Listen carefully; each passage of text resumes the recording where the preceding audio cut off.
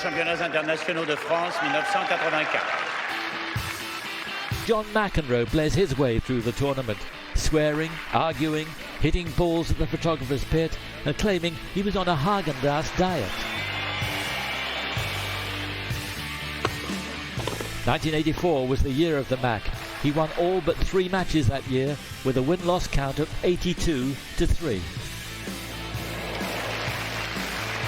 In the final, he met the intense but poker-faced Ivan Lendl, who preferred to let his tennis do the talking. The 24-year-old in his 5th Grand Slam final, but without a win. Many were questioning the Czechoslovakian's temperament at the final hurdle. Brilliantly, McEnroe took the first 2 sets in just over an hour, his play amongst the best Paris had ever witnessed. But at 1-1 in the third, McEnroe became distracted. He objected to the noise coming from a cameraman's headset. Lendl held serve before saving 3 break points later in the set, and the fortunes of the match changed.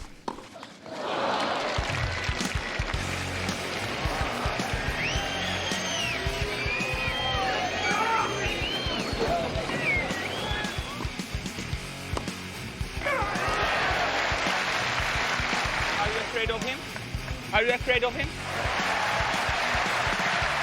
Lendl took the final to a 5th set. Only 3 times in the past had the champion come from being 2 sets to love down.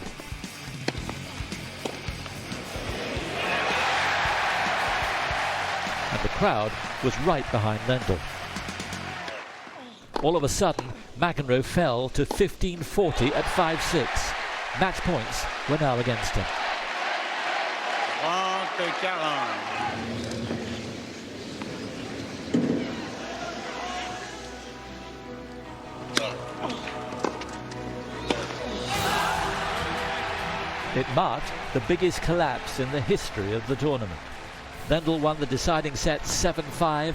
McEnroe later admitted in his autobiography that it's something that continues to haunt him. Of course, Johnny Mac's autobiography was written a long time ago. Jim, you've spent a lot of time with John over the last decade or so. Do you think when that match is brought up to him to this day, it still stings? I don't know, Brett. How many flights have you and I been on with him in the Champions Series or in locker rooms over the last 15 years? And inevitably, we all talk about the misses that we've had in our career, and that's the one that sticks out for John. And he remembers it vividly. I mean, he can walk you through the scenario when he's upset at himself that he kind of lost his way in that 3rd set because he had Ivan. And Ivan had never won a major. Ivan was sort of the Andy Murray of that time, right? He would have been close, but not able to punch through in those finals. Once he did, boy, what a run he had. But my goodness, that was the chance for John. It's one of those things that he can remember in vivid detail, and he regrets it.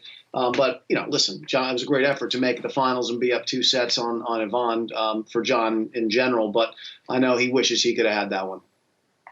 Yeah, I think, and also in this era where we have so many great players, you're always trying to separate yourself from your biggest rivals. And I think John trying to complete the career Grand Slam would have been huge for him. And he wanted the French Open. He wanted to go down on that short list.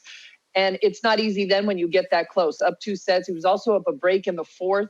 And he just almost wanted it too bad. And as players, we know what that's like. You have these goals, and sometimes when you're just about to get them, you can freeze in the occasion. And then you look back on his year, and he played some of the best tennis of all time in that 1984 season. But the one he wanted the most, and he was within striking distance of it, that's why it hurt so bad.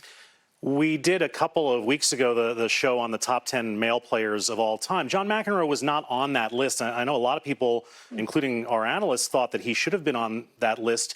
Jim, is it possible that because McEnroe's legacy is so closely connected to the outrageous things that he did and said, that sometimes that overshadows what an absolute genius he was and the things he accomplished on the court?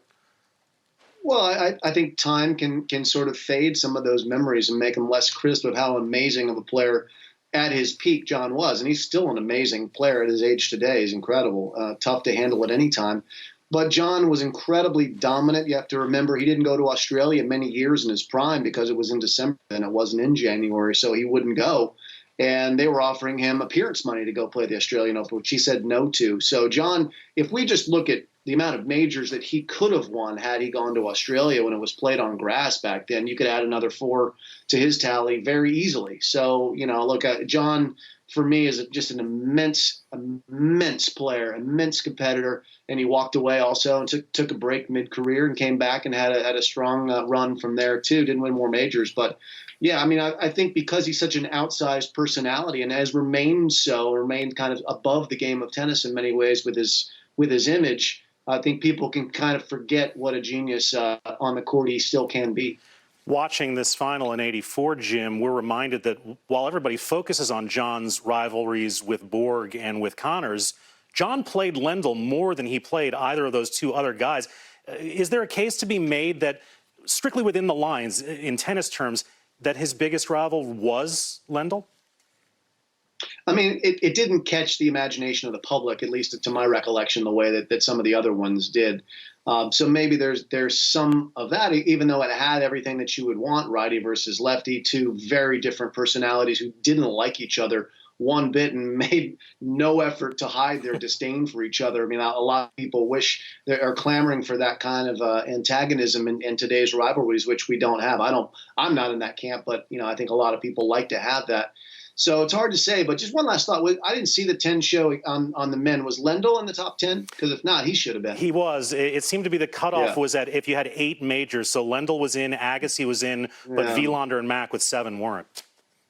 Yeah, that's the majors is a tough single sort of target, I think, because players didn't uniformly play them all back then.